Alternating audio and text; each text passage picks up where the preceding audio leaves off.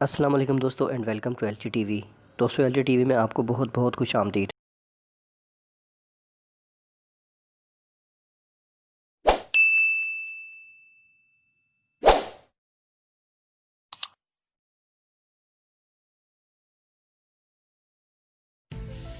Albert Einstein एक बहुत बड़ा साइंटिस्ट और रियाजीदान, जिसकी रियाजी फार्मूले और थ्योरीज ने दुनिया को हिला कर रख दिया। 14 मार्च को इसी की याद में जीनियस डे मनाया जाता है। एक आम इंसान का IQ लेवल 80 पॉइंट से 90 पॉइंट्स तक होता है, लेकिन एक अंदाजे के मुताबिक एल्बर्ट आइंस्टाइन का IQ लेवल तकरीबन 160 पॉइंट से 170 पॉइंट्स तक था। आज की इस वीडियो में हम बात करेंगे एल्बर्ट आइंस्टाइन की पूरी ज़िंदगी की दास्तान पर। 19वीं सदी का हैरानकुन रियाजीदान, इसने अपने दिमाग का इस्तेमाल करते हुए ऐसी ऐसी थ्योरीज पेश की कि सब हैरान रह गए। आप में से बहुत कम दोस्त ये बात जानते हो कि ये शख्स यहूदी था, यानी अल्बर्ट आइंस्टाइन एक यहूदी था। एल्बर्ट आइंस्टाइन का ताल्लुक यहूदी कम्युनिटी से था, लेकिन इतना बड़ा साइंटिस्ट और रियाजीदान होने के बावजूद ये बचकाना हरकतें क्यों किया करता था?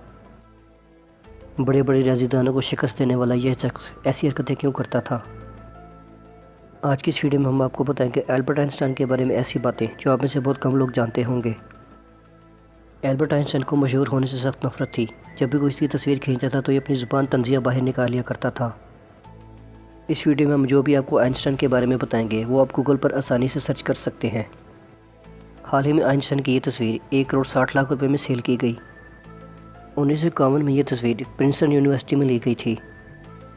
अगली तस्वीर में आप बखूबी देख सकते हैं कि आइंस्टाइन को दिखावे से सख्त नफरत थी। आइंस्टाइन का कहना था कि मुझे फ़ोटोग्राफ़र और स्टूडियोज़ बहुत बुरे लगते हैं, लिहाजा से बिल्कुल न किया जाए। जब एल्बर्ट आइंस्टाइन ने साइंस में कदम रखा तो इसके फार्मूलों ने दुनिया में तहलका मचा दिया। एल्बर्ट आइंस्टाइन ने स्पेस के बारे में बहुत ज़्यादा तहकीक की। इसने स्पेस के बारे में बहुत सी थ्योरीज पेश की। मौजूदा साइंस इसकी तहकीक पर गौर करके बहुत ज़्यादा हैरान हुई। 170 पॉइंट्स IQ लेवल रखने वाले शख्स ने ब्लैक होल्स के बारे में तहकीक करके सबको चौंका दिया। ब्लैक होल्स के बारे में इसने ऐसी थ्योरीज पेश की और ऐसी तहकीक की कि मौजूदा साइंस मुकम्मल तौर पर हैरान परेशान हो गई।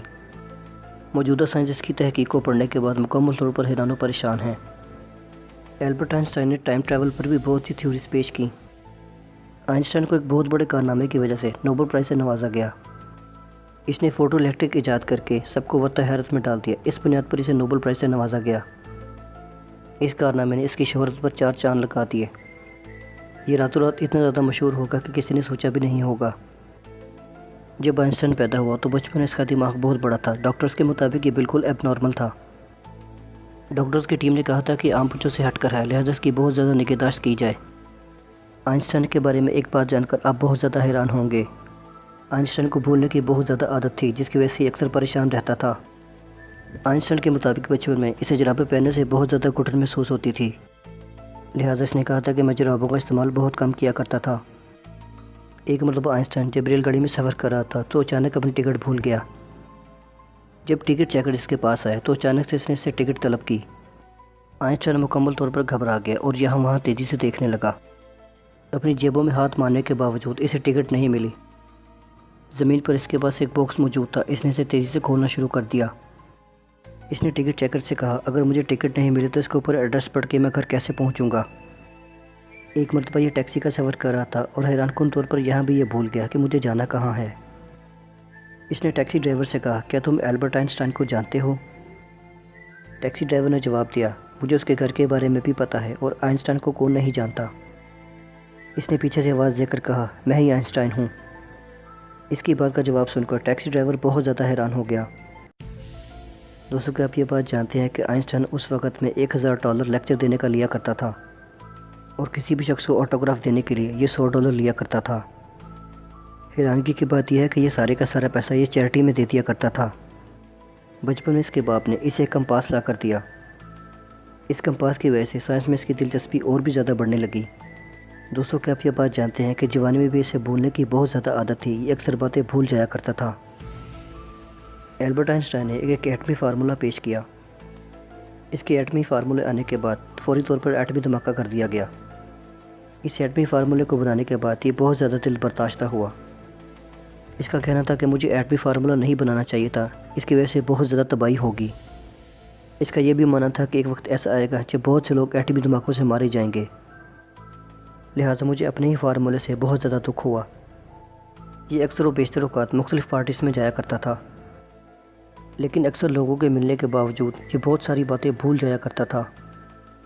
एक मरतबा इसने अपने ही दोस्त को अपना टेलीफ़ोन नंबर दिया, लेकिन जब भी उसको अपना नंबर लिखवाने लगा तो अपना ही नंबर भूल गया। आप में से अक्सर लोग बहुत कम जानते होंगे कि बहुत अच्छा म्यूज़िशियन भी था। ये बहुत अच्छा वायलिन बजाया करता था और इसने अपनी तरबियत माँ से ही हासिल की थी। वायलिन बजाने की तरबियत इसने अपनी माँ से ही हासिल की थी। इतना बड़ा साइंसदान होने के साथ साथ ये बहुत अच्छा म्यूज़िशियन भी था। दोस्तों, क्या आप ये बात जानते हैं कि दुनिया का सबसे पहला रेफ्रिजरेटर आइंस्टाइन ने ही ईजाद किया था, लेकिन इसके रेफ्रिजरेटर ईजाद होने से पहले किसी दूसरी कंपनी ने पहले ही रेफ्रिजरेटर बना दिया। ये अक्सर अपने घर का ताला भी भूल जाया करता था और अपने घर का एड्रेस भी भूल जाया करता था। ये भूल जाता था कि कौन से ताले को कौन सी चाबी लगानी है। आइंस्टाइन के मरने के बाद इसका दिमाग चुराने वाले डॉक्टर का नाम थॉमस था। डॉक्टर थॉमस को अपनी सरकत की वजह से अपनी नौकरी से हाथ धोना पड़ा। जब डॉक्टर थॉमस ने इसके दिमाग पर रिसर्च की तो वो बहुत ज़्यादा हैरान हुआ। इसका आईक्यू लेवल देखकर मुकम्मल तौर पर इसके होश उड़ गए। डॉक्टर थॉमस का कहना था कि इसके रेड सेल दिमाग में बहुत ज़्यादा थे, जिसकी वजह से ये बहुत ज़्यादा ज़हीन था। आइंस्टाइन जब किसी भी तकरीर में जाया करता था तो ये कंफर्टेबल कपड़े पहनना ज़्यादा पसंद करता था।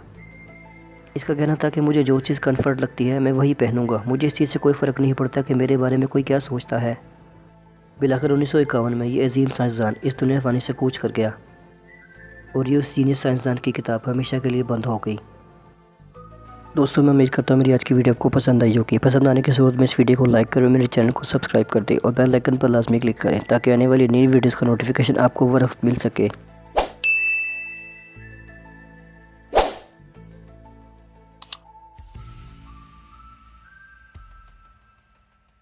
मैं मिलूँगा आपको नेक्स्ट वीडियो में, तब तक अपना बहुत ज़्यादा ख्याल रखिएगा। अल्लाह हाफिज़।